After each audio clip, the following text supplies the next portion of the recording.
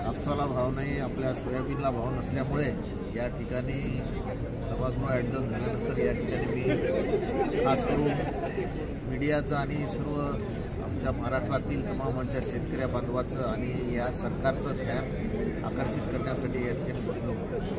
मित्रो, आपल्या सर्वांना माहिती आहे की आज शेतकऱ्याची हालाखीची परिस्थिती आहे. शेतकऱ्याच्या कापसाला भाव नाही, शेतकऱ्याच्या सोयाबीनला भाव नाही.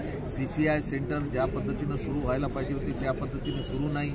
सोयाबीनला कोणी विचारायला तयार नाही. सोयाबीनच्या भावाच्या संदर्भात अजूनही सरकारनं कोणतंही मोठं असं धोरण आखलेलं नाही. सोयाबीन खरेदीचे शासनाचे केंद्र सुरू झाले पाहिजे ही आमची तळमळीची मागणी आमच्या शेतकरी बांधवाची आहे. CCI सेंटर फार कमी ठिकाणी उघडलेले आहे. CCI सेंटर ताबडतोब मोठ्या प्रमाणावर त्या ठिकाणी उघडल्या गेल्या पाहिजे.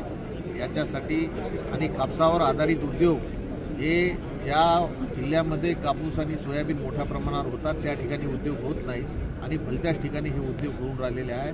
म्हणून शेतकऱ्याच्या मालाला त्या ठिकाणी भावसुद्धा कमी मिळत आहे. म्हणून याच्यासाठी मी आज या ठिकाणी सभागृहाचं मध्ये